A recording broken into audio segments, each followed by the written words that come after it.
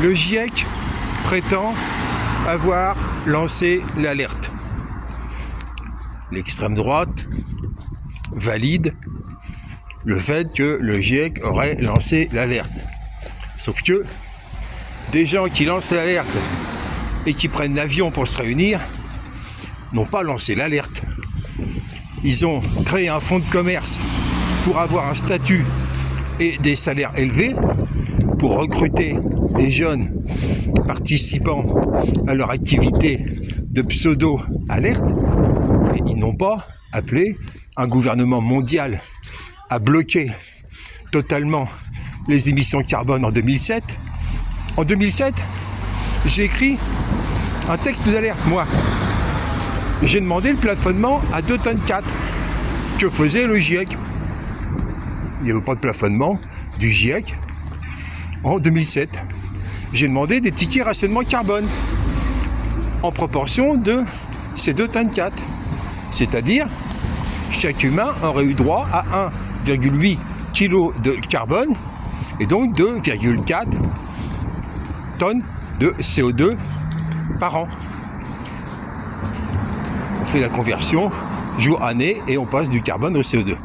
Bref. Et donc, dans ce même texte, j'ai demandé la fermeture immédiate des entreprises automobiles à condition de les réouvrir avec des moteurs non carbonés en 2007. J'ai demandé, dans ce même texte de 2007, la fermeture immédiate des centrales thermiques. La centrale thermique du Havre a continué pendant des années et des années avec l'alliance secrète entre Édouard Philippe et le Parti communiste. Une alliance secrète qu'on va retrouver, bien évidemment, en 2014, quand la lanceuse d'alerte Julie Amadis va être révoquée pour atteinte à la République française. À cette époque, il y a l'alliance de 4 lobbies. Le lobby France-Afrique, qui l'a condamné à 35 000 € avec moi, pour un texte qu'elle n'avait pas écrit, que moi j'avais écrit, d'autant plus que c'était un commentaire que j'avais transformé en texte. En général, les commentaires, rien n'est prévu pour qu'ils puissent être écrits à plusieurs personnes. Bref, donc Julie Amadis était lanceuse d'alerte anti-France-Afrique, mais comme elle était aussi anti-violence à l'enfant, ils l'ont nommée dans une école où un enseignant frappait les élèves depuis 20 ans. Et c'est lui qui a fait le rôle d'agent provocateur pour inventer une accusation, l'accusation que elle aurait distribué le tract des parents d'élèves qui à l'époque la soutenaient. Bon, il est vrai que la principale, terrorisée par la police, a changé son fusil d'épaule par la suite. Bref. Et donc, elle n'était pas seulement lanceuse d'alerte pour ça, elle était avec moi depuis 2007 lanceuse d'alerte sur la catastrophe climatique. Elle a milité pendant 24 années pour un gouvernement mondial, et c'est ça l'urgence, un gouvernement mondial pour stopper le plus vite possible toutes les émissions de carbone et pour pomper. On n'est pas seulement au stade de ralentir, on est au stade de stopper les émissions de carbone, et on est au stade de pomper. Ça va faire baisser le niveau de vie, évidemment.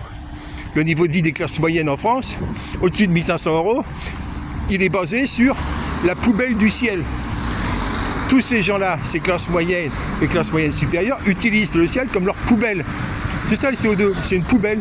Ils ont utilisé le ciel comme leur poubelle, de façon indifférente.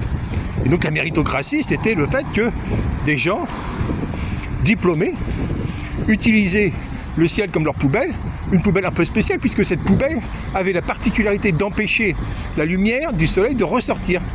Actuellement, on est à l'équivalent de 0,5% de la lumière du soleil qui ne ressort plus. Comment c'est possible? C'est simple. Un photon entre, jaune, rouge, vert, vient du soleil, il rentre sur Terre et il va être cassé, mettons rouge, le photon qui s'appelle Balmer alpha, et ce photon Balmer alpha va être cassé en 20 petits morceaux qui seront des photons infrarouges, dont l'énergie sera donc 20 fois plus petite. Et c'est précisément ces photons-là qui ne parviennent plus à ressortir. À cause de qui? À cause des classes moyennes. À cause des classes moyennes supérieures, des classes supérieures, des capitalistes, des riches, des richissimes, etc., etc. Chacun a sa part de responsabilité en proportion de quoi? De son empreinte carbone. Et donc, que faut-il faire? Un gouvernement mondial. Moi, Yannick Toutain, je milite depuis toutes ces années pour un gouvernement mondial révocable. Et actuellement, j'entends des gens qui se plaignent, qui pleurnichent. Alors là, après l'autruchisme, on a maintenant le pleurnichisme.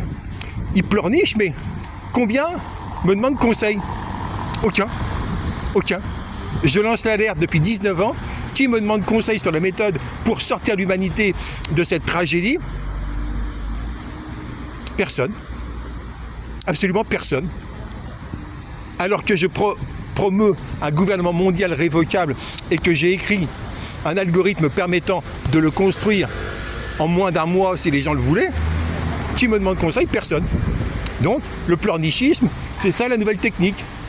Les générations des parents, grands-parents, arrière-grands-parents vont pleurnicher pour ne plus se sentir coupables envers leurs enfants, petits-enfants, arrière-petits-enfants, etc., etc. Le pleurnichisme, c'est la tactique pour ne pas avoir à affronter le capitalisme. Parce qu'il faut révoquer le capitalisme. Il faut instaurer un système non démocratique, sans élection, avec l'association et l'accréditation.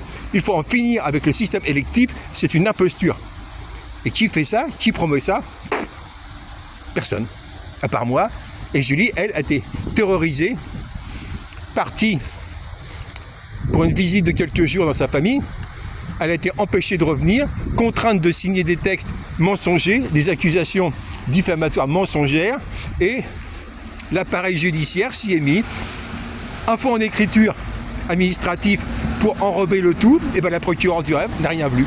Et donc l'imposture est totale. Tous ces gens, Parti communiste, NPA, Édouard Philippe, magistrature, sont tous les complices à la fois de la France-Afrique, à la fois des pollueurs, à la fois des agresseurs d'élèves dans les écoles du Havre, et d'ailleurs bien évidemment confère le scandale Bayrou, mais ils sont aussi d'ailleurs un quatrième lobby. Et là on va retrouver le docteur Mathieu Blondet, le lobby des saboteurs Covid. Tous ceux qui ont saboté le dépistage pour que les Français meurent, pour qu'en France il y ait 170 000 morts. Ils voulaient des morts. Et là ça recommence pareil, ils veulent le chaos.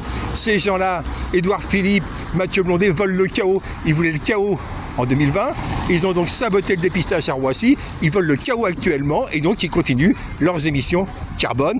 Le chaos va leur permettre d'instaurer une dictature et Macron en rajoute encore dans les dispositifs fascisants légaux pour contrôler de façon néofasciste extrême centre le pays, éventuellement en accord avec l'extrême droite de Le Pen, parce que dans la coulisse, tous ces gens-là sont bel et bien les pantins.